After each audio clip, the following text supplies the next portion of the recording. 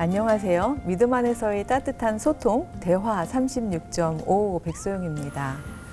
학창시절에 수학여행 갈 때면 꼭 빠지지 않았던 곳들이 있죠. 불국사, 석고람 등 불교의 사적지인데요. 반면에 기독교의 주요 사적지들은 가본 기억이 별로 없습니다. 우리 기독교의 문화유산들이 그 가치를 제대로 인정받지 못하고 있는 것은 아닌가 하는 생각이 듭니다. 오늘 대화 36.5에서는 이 기독교 문화유산과 관련된 이야기를 나누어 보겠습니다. 먼저 오늘 이 자리에 함께해 주신 세 분을 소개해 드리겠습니다. 한국기독교 공공정책협의회 김철영 사무총장님 나오셨습니다. 네, 반갑습니다. 예, 반갑습니다. 한국기독교 역사문화관의 초대 관장이신 안교성 목사님 자리하셨습니다. 네, 반갑습니다. 예, 반갑습니다. 한국기독교 공공정책협의회 정책위원장이자 법무법인 SDG 대표로 계시는 권순철 변호사님 어서 오십시오. 네, 반갑습니다. 예, 반갑습니다. 안 목사님. 네, 안녕. 예, 내년이면 그 이제 아펜젤러 언더우드 이제 우리 서양 선교사님들이 이제 오신 지 140주년이 이제 되는 해잖아요. 네, 맞습니다. 예, 이제 아무래도 이제 이렇게 뭔가 기념할 만한 해가 돌아오다 보면 네. 우리 기독교계에서도 이제 우리 문화유산이나 이런 거에 대한 관심도가 높아질 것 같은데요. 어떤 움직임들이 있나요? 사실 한국 기독교 100주년 되는 1984년을 중심으로 해서 한국 교회는 스스로의 역사에 대한 관심이 생겼고 그 이후로 쭉 그 관심이 이어지고 있습니다. 근데 이제 최근에는 문화라든지 역사 전반에 대한 그런 사회적인 관심이 또 다시 교회에 반영이 돼서 이것에 대한 그런 관심들이 많이 있고요. 제가 지금 섬기고 있는 한국 기독교 역사 문화관도 10월에 준공 그리고 연말에 개관을 앞두고 하고 있습니다. 그래서 이것은 이제 전국적인 단위인데요. 한국에는 지금 개별적인 박물관들이 상당히 많습니다. 교회라든지 기관이라든지. 그래서 앞으로는 기존에 있는 것들을 활용하고 그리고 또 더 미래를 내다보면서 그동안 챙기지 못했던 이런 문화예산들을 보관해서 유산으로 넘기는 것이 아마 필요하다고 생각됩니다. 네네. 네, 이렇게 저희가 140주년을 막 기념해야 하는 때에 마침 지난 5월이죠. 문화재청이 국가유산청으로 네. 새롭게 출범을 하면서 종교유산협력관이 신설이 됐어요. 이게 굉장히 좀 새롭게 들리는데 어떤 곳인지 우리 사무총장님께서 좀 설명해 네. 주십시오. 문화재청이 개청한 지 62년 만에 국가유산청으로 명칭이 변경되지 않았습니까? 그것은 이제 그동안은 재화, 건축물이라든가 이런 부분에 집중했던 문화재 관리라고 하는 것을 자연문화유산까지, 기록문화유산까지, 또 천연기념물까지 다 포괄해서 심지어는 세계문화유산에 등재하는 것까지 포함한 방대한 어떤 우리나라의 역사와 문화를 보존하고 관리하기 위해서 국가유산청으로 명칭이 변경됐고요. 그리고 그 유산정책국 산하에 종교유산협력관을 신설을 했습니다. 초대 종교문화유산협력관은 불교 조계종에서 문화재 담당을 약 13년 동안 해온 분이 이제 협력관으로 이렇게 전문 임기제로 해서 맡았고요. 종교유산협력관이 어떤 일을 할 것인가에 대해서는 아직까지는 구체적인 잡티스크리스 업무가 정해지지 않은 것이 없지만은 그러나 각 종교별로 문화유산에 대한 협력과 소통을 위한 창구 역할을 감당하는 것으로 되어 있고요. 우리 권순철 변호사님과 제가 종교유산 협력관을 만나서 구체적으로 이야기를 들어보니까 불교 문화재가 방대합니다. 사실은 굉장히 많아서 그러한 그 1600년의 역사 속에서 불교 문화재를 보존하고 관리하는 건 너무나 당연한 것이고 우리 한국 기독교는 140년 역사밖에 되지 않기 때문에 아주 소수입니다. 사적이 3곳이고 또 등록문화재로 지정된 곳이 38곳밖에 되지 않기 때문에 앞으로 한국교회와 또 가톨릭이라든가 또 근대 종교의 그런 문화재 관리, 유산 보존 이런 부분에 조금 더 관심을 기울여야 할 것 같습니다. 네, 뭐 동기야 어떻게 되었든 예, 네. 종교 유산 협력관이란 네. 것이 신설되었다는 것은 또 반가운 소식인 것 같기도 합니다. 우리 권순철 변호사님, 그 평소에 이제 이런 문화재에 대해서 굉장히 관심이 많으시고 또 이 환수하는 역할에도 크게 역할을 하셨다라고 네, 전해 들었습니다. 이 종교유산 협력관의 신설 어떤 의미가 있다고 보시는지요? 네. 저는 검사로 이제 20년 정도 일을 했는데요. 2015년부터 17년까지 대검찰청에서 국제협력 업무를 총괄하는 업무를 담당을 했었습니다. 네, 그때 업무 중에 하나가 문화재청과 함께 우리나라에서 해외에 불법으로 반출된 문화재를 환수하는 업무를 했었는데요. 법적으로 말씀드리면 해외에 불법적으로 반출된 그런 모든 자산들은 범죄 수익입니다. 범죄 수익은 우리나라 법이나 아니면 해당국의 법에 따라서 환수하거나 몰수하는 게 원칙입니다.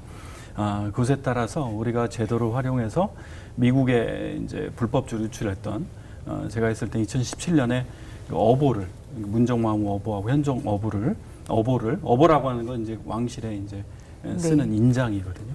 예, 그걸 환수하는 거 했었고 또 이제 그 당시에 대통령 방미 사업의 하나 성과로 또 기록된 바가 있습니다. 근데 거꾸로 또 우리나라에서도 불법적으로 반입된 문화재를 또 우리가 환수해준, 그러니까 반환한 업무도 있었는데요. 기억나는 것이 몽골의 문화재를 우리가 반환한 일이 있었는데 그때 그 몽골의 문화재 담당하는 분의 말이 기억이 납니다. 몽골에게 있어서 문화재는 몽골의 혼이다. 예, 문화재는 그야말로 그 나라의 역사와 사상이 집약되어 있는 것이기 때문에 우리가 그렇게 볼 수가 있을 텐데요. 사실 법적으로는 문화재는 문화유산, 그리고 자연유산, 무형유산 세 가지로 분류가 됩니다. 종교유산은 엄밀히 따지면 법적인 개념은 아니라고 볼 수가 있는데요. 이번에 종교유산 협력관의 신설을 통해서 종교유산이라고 하는 것이 참 중요하고 그리고 그것을 관리하고 보존하기 위해서 종교 간의 대화, 그리고 정부와 종교 간의 대화, 이것이 필요하다고 하는 것을 정부도 인식하고 중요하게 생각한 것 아닌가 그렇게 생각이 듭니다. 네, 이제 새롭게 시작하는 이 역할이 예, 참 기대가 많이 됩니다. 사실 뭐 저희가 불교의 역사에 비한다면 예, 기독교가 역사가 상당히 짧기 때문에 뭐 유산이 아무래도 좀 적을 수 있겠다라는 생각은 그렇죠. 들긴 하는데 네. 그래도 제가 대충 알고 있는 거를 떠올려 보더라도 생각보다 더 적다 이런 생각이 좀 들긴 합니다. 그 선교 유적지들이 어떤 곳이 있는지 좀 대표적으로 아무래도 이제 한국 기독교 역사문화관 예, 네. 관장님이신데요. 예, 안 목사님께서 좀 소개해 주시죠. 네, 사실 이제 개신교 선교는 서울에서부터 시작됐다고 할 수 있습니다. 서울에서 먼저 시작돼서 특히 서울에서 이제 정동을 중심으로 시작이 돼서 그것이 이제 서대문, 서촌, 그리고 종로, 연지동, 그래서 서대문, 동대문, 남대문 방향으로 나가고 나중에는 이제 신촌 등으로 나가게 됩니다. 이거는 서울의 도시 발전과도 같이 돼 있고 외적인 조건으로는, 내적으로는 정동이라는 특수한 지역에 정착한 것에 성공한 건 중요하지만 거기만 머물게 되면은 선교라는 것이 현지인과의 만남을 위해서 왔는데 하나의 고착된 장소가 되기 때문에 끊임없이 정동에서 새로운 곳으로 나가는 그런 노력들이 있었습니다. 그래서 사실 서울의 그 중심지는 대부분 그 기독교 사적지라고 할 수 있습니다. 그래서 최근에는 이것들을 소개하고 하는 그런 노력들도 많이 있습니다. 의외로. 그런데 그것들을 우리가 좀 더 교회가 먼저 활용하고 또 사회에 홍보하는 일이 필요하다고 생각됩니다. 지금 우리 그 김 사무총장님께서도 말씀하셨듯이 사적이 적은 것은 사실입니다. 사실 우리 국가유산을 생각할 때 두 가지를 생각해야 되는데 하나는 절대적인 면에서 이제 연도입니다. 그런 면에서는 기독교가 얼마 되지 않은 건 사실이죠. 그건 우리가 인정하고 넘어가야 되고요. 그러나 또 국가유산이라고 하는 것은 과연 기독교가 한국에서 국가적으로 사회적으로 어떤 의미가 있는가. 어떻게 되면은 개신교의 역사는 한국 사회 역사와 굉장히 밀접하게 되어 있습니다. 가령 예를 들면 이제 제암리 사건 같은 경우도 기독교 내에서는 기독교의 박해로만 생각할 수 있고 또 그런 가운데 순교로 생각할 수 있는데 국가적인 차원에서는 기독교인 외에도 많은 분들이 거기에서 돌아가셨거든요. 그래서 이것을 순국으로 생각하는 소위 종교 담론과 사회 담론이 역사에서는 갈등하는 경우가 있습니다. 그럴 때 우리가 여기서 그걸 갈등 모드로 나가는 것이 아니라 어떻게 하면은 한국이 그런 공통 부분이 있을 정도로 사회에 밀접한 관계를 갖고 기여했는가 해서 적극적으로 서로가 서로를 세워주는 그런 일을 하게 되면은 앞으로 저는 개신교가 인정받는 영역은 얼마든지 많다고 저는 생각합니다. 그래서 저는 굉장히 긍정적으로 생각하고 있고요. 또 하나는 이제 최근에는 과거의 역사만이 아니라 유산이라는 거는 과거가 현재나 미래로 넘겨주는 거 아닙니까? 그래서 옛날에 유산하게 되면 과거에서 현재로의 유산을 많이 생각했는데 최근에는 이제 다음 세대라든지 지속 가능한 사회라든지 할 때는 현재에서 미래로 넘겨가는 데 관심이 있기 때문에 우리가 역사가 짧아서 과거로부터 현재까지로 오는 유산은 적을지라도 그건 물론 개발하고 발전시켜야 되겠지만은 지금부터 미래로 가는 유산을 준비해야 된다 하는 겁니다. 그리고 이제 토착가에 있어서도 한국이 전통 종교를 수용한 뿐만이 아니라 최근에는 한국이 능동적으로 한국적 문화를 창출하고 있고 더 나아가서는 종교 간에 다양한 문화 교류와 문화 그런 변용이 이루어지고 있습니다. 그래서 타 종교들이 개신교 계통의 그런 음악을 사용한다든지 일요일을 종교일로 여긴다든지 아니면 건축을 질 때 개신교식으로 한다든지 그런 조직의 운영을 개신교식을 한다는 등 앞으로는 국가적으로나 사회적으로나 타 종교의 관계에 있어서 저기의 역할은 굉장히 많기 때문에 저는 좀 우리 개신교가 이런 담론에 나갈 때 좀 너무 수비적이고 소극적이기보다는 적극적이고 그런 어떤 구심전 역할하고 다른 지체들을 섬기는 그런 역할을 한다면 좋겠다 생각합니다. 예, 연도도 중요하지만 기여도 면에서도 예, 저희가 많은 부분들을 문화유산으로 등재시킬 수 있는 여지들이 좀 많이 있을 것 같습니다. 한 가지 더 말씀을 네네. 덧붙인다면요. 네. 그 유산을 분류할 때 등록이란 말이 들어가는 게 있습니다. 이거는 뭐냐면은 아직은 그런 그 위상에 대해서 확정되질 않았지만 그 가능성이 있기 때문에 일단 어떻게 보면 가등록을 해놓은 거나 마찬가지입니다. 그래서 이것이 나중에는 결국은 이거의 위상에 대한 공감대가 있게 되면은 이제 국가 단위나 아니면 그 지자체에 있어서 지정으로 넘어가게 돼 있거든요. 그래서 우리가 지금 아까 우리 사무총장도 말씀하셨듯이 우리 기독교에 관련된 유산은 대부분 등록 문화유산 단계에 있기 때문에 앞으로 우리가 세월이 지나게 되면 이것이 전환되는 그 준비도 아울러 해야 된다 생각합니다. 그 등록문화유산이라고 하는 것이 네. 사실은 불교계는 지정문화재로 전통문화재로 돼 있어서 그렇게 이렇게 보존과 또 관리해서 지원 대상이 되는데 네. 근대 문화인 우리 기독교, 개신교나 천주교라든가 이런 데는 지정이 될 수가 없는 상황이니까 네네. 연도에 의해서 보존과 활용의 가치를 높이기 위해서 사실은 등록이라고 하는 것을 둔 거죠. 그래서 그렇죠. 30년 이상만 되면 등록문화재로 검토 대상이 될 수 맞습니다. 있습니다. 그래서 네. 지난해 목포 복교동교라고요. 80년 된 예배당이 있습니다. 아주 작은 예배당인데 네. 그 예배당을 목포시가 등록문화재로 지정을 했습니다. 그러면 이제 등록문화재로 지자체에서 지정을 받게 되면 도문화재위원회에서 또 심의를 거쳐서 이걸 국가 지정문화재로 등록할 것인가 요청할 것인가를 청원할 것인가를 이제 결정하게 되겠죠. 네. 그러면 이제 국가 유산청에서 문화재심의위원회에서 심의를 거쳐서 이제 최종적으로 결정하게 되는 것이죠. 그래서 어떻게 보면 지방자치단체와 지역교회와의 긴밀한 맞습니다. 협력이 매우 중요하다고 생각합니다. 네, 맞습니다. 네, 이런 절차들을 사실 대부분의 시청자들께서는 잘 모르시고 그러시는 부분일 것 같은데요. 우리 권순철 변호사님, 이게 이제 불교라든가 천주교라든가 이웃 종교들하고는 비교해 본다면 어떤 좀 뭐 차이가 있을까요? 네, 앞서 목사님과 사무총장님 설명해 주신 것처럼 절대 이 수량이나 관리적인 측면에 있어서 뭐 기독교는 굉장히 비교가 안 될 정도로 열악한 것이 사실입니다. 뭐 그것이 이제 지금까지 쭉 나왔던 얘기처럼 역사적 기간에서 차이가 일단 있고요.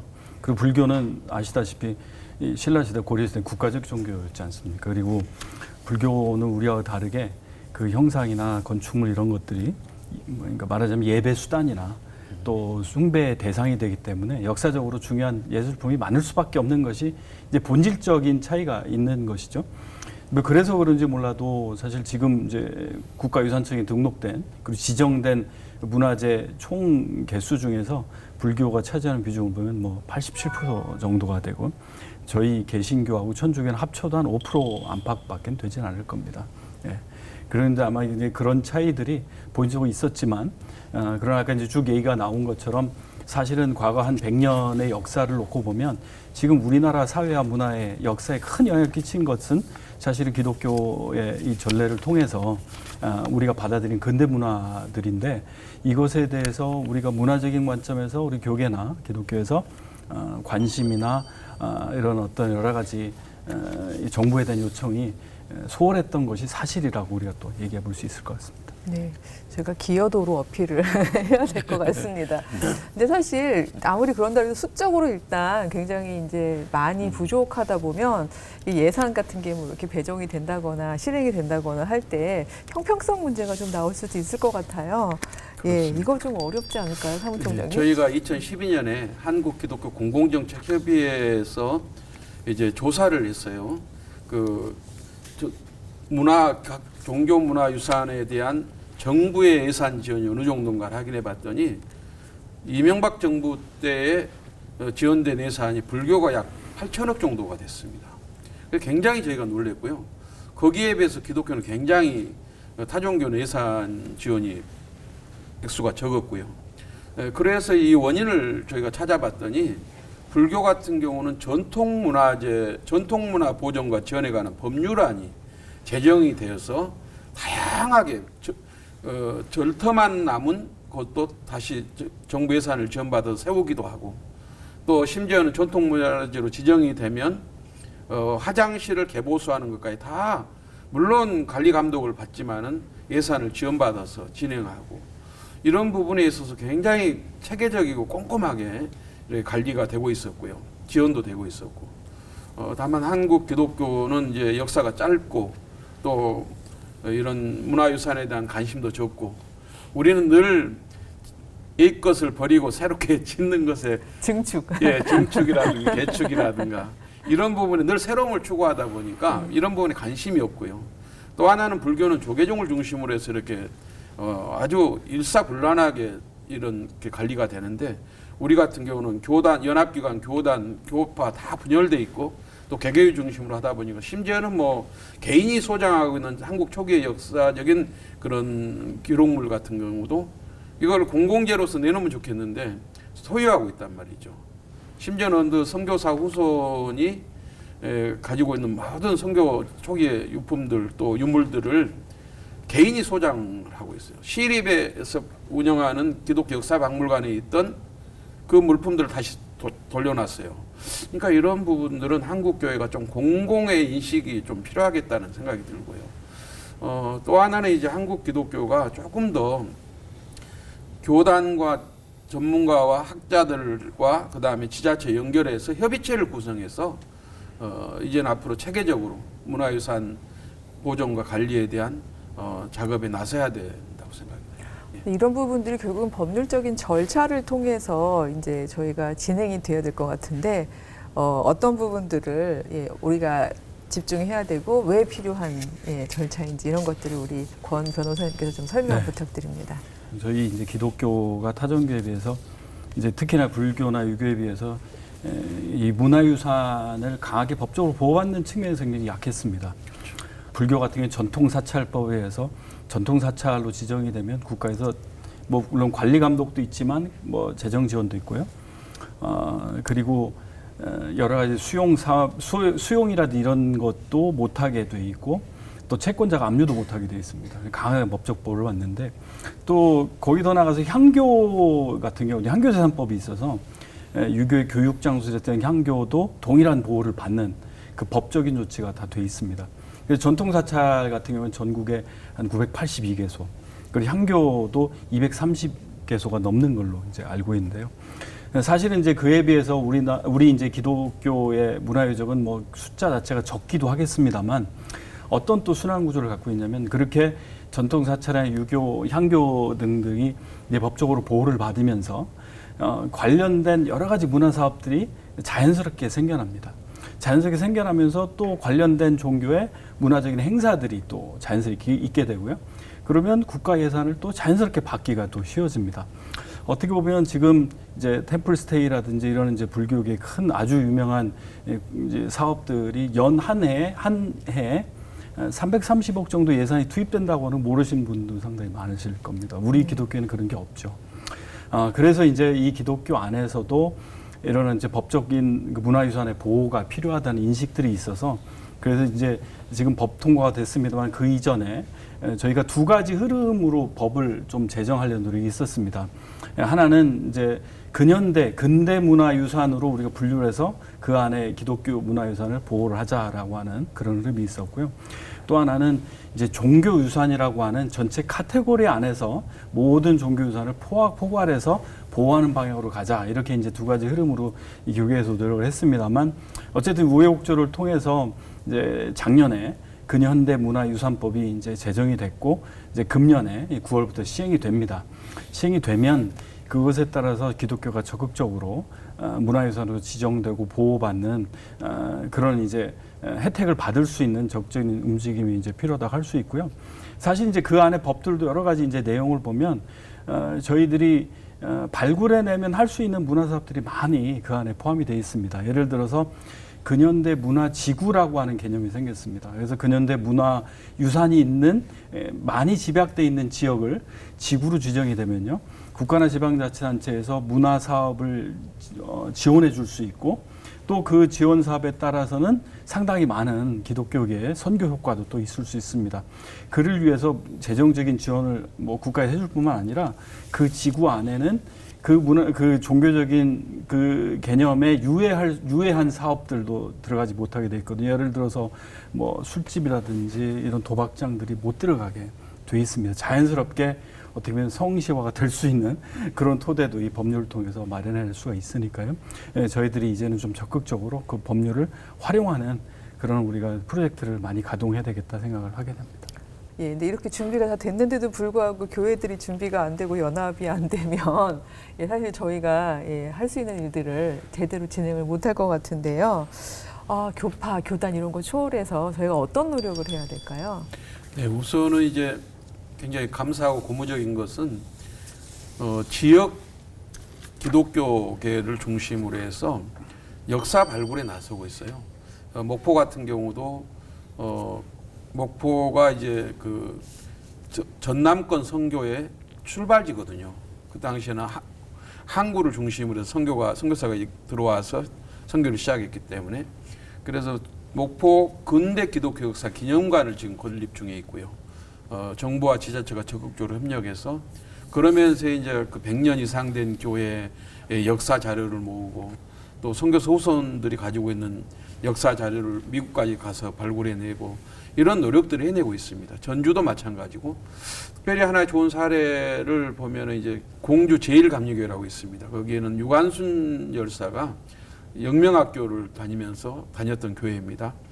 그 교회 같은 경우는 20년에 지어진 교회인데 그게 1950년에 그 6.25 전쟁 때 무너졌어요. 폭격을 받고 무너졌는데 그 당시에 20년 때 지어진 그 벽돌이라든가 이런 것들을 그대로 보존을 했다가 50년에 전쟁 이후에 다시 개축할 때 그걸 그대로 거기다 살렸어요. 그리고 또 50년 이제 이렇게 지나고 또 한 번 더 지을 때도 또 50년대 지었던 그런 그 구조물들을 그대로 또 보존을 했습니다. 그렇게 하면서 이제 선교사님들이 사용했던 그런 물품이라든가 초기의 어떤 기록물들을 찾아내서 공주 기독교 박물관을 개교회가 공주 기독교 박물관을 국비와 지방비를 받아서 개관을 했는데요. 지금 공주의 그 문화유산의 중요한 역할을 하고 있습니다. 이처럼 이제 지금은 이제 한국 교회가 좀 공적인 어떤 공공재라고 하는 인식을 좀 가졌으면 좋겠고요. 또 우리가 어떤 기념관이라든가 우리가 가지고 있는 소유에 대해서 이건 우리 교회의 것이다. 또 우리 기독교만의 것이다라고 하는 그 인식에서 벗어나서 우리 후대의 한국 기독교와 또 우리 후대 세대들에게 한국 기독교의 자랑스러운 역사를 전승하고 알려주고 물려준다는 차원에서 그 인식의 전환이 필요할 것 같다는 생각이 듭니다. 예. 공공성이라는 네, 단어가 그렇습니다. 굉장히 크게 와닿았습니다. 목포, 전주, 공주 이렇게 지역을 중심으로 이런 운동들이 움직임이 있다는 말 너무 반갑고요. 서울도 저희가 이제 10월이죠. 10월 네. 완공을 목표로 하고 계시고 이제 개관을 앞두고 있는 한국 기독교 역사문화관 네. 초대 관장으로서 어깨가 굉장히 무거우실 것 맞습니다. 같습니다. 어떤 그림을 그리고 계신가요? 네, 한국 기독교 역사 박물관은 적어도 전국 단위이기 때문에 전국 단위로서 할 수 있는 일이 있습니다.